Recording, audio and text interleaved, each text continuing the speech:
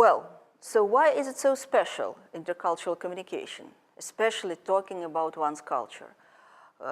We started this issue, we raised this issue. The general question is that culture determines much in our personal life stories, in our personal lives, in our understanding of who we are. And we not always understand the importance of this influence. Only when we cross cultural borders, we see it. It is more than true for the Russian culture. They say that Russians are very proud of their culture, of their nation, of their country, of their history. It is a complicated story, and not always you would answer like that with the words proud and pride, but that is really true.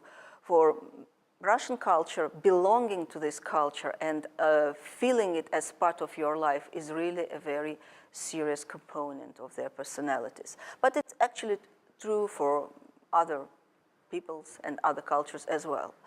So culture makes us emotional in a way. We take it emotionally. It's not an object that we study as something very, very far from us, being very far from us. So, as I said, it is impossible to teach a class on intercultural communication across the cultural borders, only relying on objective truths and hard evidence. And that's why I suggest that kind of introduction, instead of introduction, I suggest that we would play a game, or better say, we would talk about simulating a game that tells us something about culture. This game was created in the 50s. It's called Barnger, a simulation of cross-cultural encounters.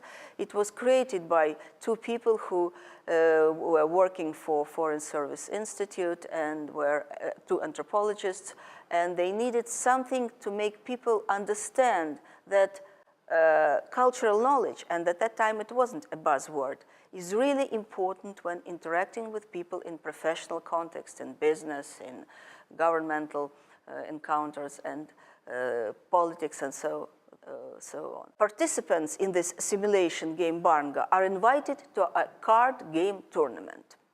There are rules of the game, of course, and they are being seated at the tables for 4 people, and each table has a list of rules, a stack of cards, and they are offered to play a game. They are not allowed to talk. No speaking. They play a couple of rounds according to the rules that they got. There are 2 winners, maybe the best 2 scores, and these 2 people move to another table. So tables are changed between people, or people are changed in between tables. And then they continue playing. But what happens next? As they play at a new table, things get kind of weird, kind of strange. If we describe the feelings of those participants in the game, they would describe it as following. They would think about their partners. Are they stupid, or are they bad? I mean, they don't follow the rules because the rules are not followed. It may be like the rules about the trumps are not followed, or an ace beats or doesn't beat a deuce. The rules are different of what to consider an overtrick. So things somehow don't work at all. Players get emotional. The very words, are they stupid or are they bad, already show that you stop to treat this just a simple game. You start to feel something about people who you play about, and you don't feel very nice things about them. We can call it we can say that the players become angry and become frustrated. Eventually, they try to do something about it, at least some of them. At least some of them. They try to find ways how to make for these strange rules.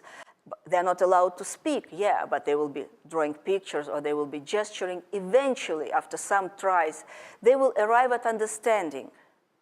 They will arrive at understanding that rules are slightly different for those people with whom they came to play the second round. That's not that they're bad or they're stupid. They're playing by their rules, and we're playing by our rules.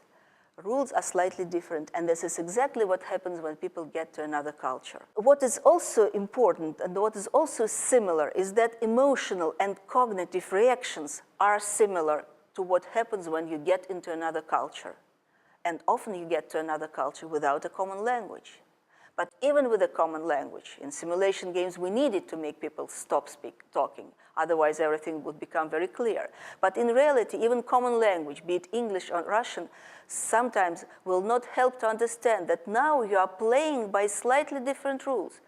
Because you think that these rules, you don't think about these rules. They are inside you. They are your culture, which you are not actually really calculating how I behave or what I say, what I'm supposed to do. Culture makes our life easy because it allows us to work on a, so to say, autopilot mode.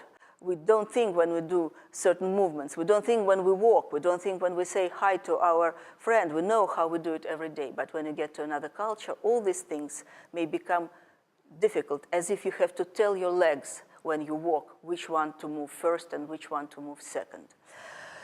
So one thing that people who participate in such a simulation game understand, or better say, feel after this game, they understand that communication is emotional because it is a goal-driven activity. You want to achieve something, and you think that you know the rules, how to do it. You don't discuss the rules, you just move to achieve your goal, and suddenly you understand that it doesn't work. And then you understand, or better say again, feel this understanding inside you that culture is indeed sensitive. It is about failures and successes. Culture, our own culture, help us to go in our lives and do things, and we even don't understand how much it supports our everyday routines, our successes, be it in oral or written communication, interaction with people. And only when we lose this support, when we go to another culture where rules are slightly different, we start to feel it. As it happens when we don't think about our little finger. Only when it starts to hurt, then we remember, then we have it. So, better describe it in terms of debriefing, because that's what happens at the end of any simulation. What is the result of this simulation? The first result is the feeling of culture, including of your own culture, of our own culture. Something that is invisible to us, something that supports us, but we only see it when this support somehow fails. Second thing is that we understand that going to another culture is like playing a game where you don't know the rules, or at least you don't know all the rules, but you are used to rely on them. What else? What else is probably more individual, because like in real life, a lot depends on you. As I said, people start to fix things, they try to understand what happens, they invent different procedures by drawing, by gestures, to understand what's going wrong in their second table where they play. Some people don't do this or do this more actively. Some get more angry, some less. Sometimes understanding comes easier, sometimes it comes later and with much more effort. So it's all about strategies that people use to overcome problems. And this is also part of what we need to discuss in a course about communication across cultural borders. What are the strategies? What are the tactics that we use when we have to overcome these problems?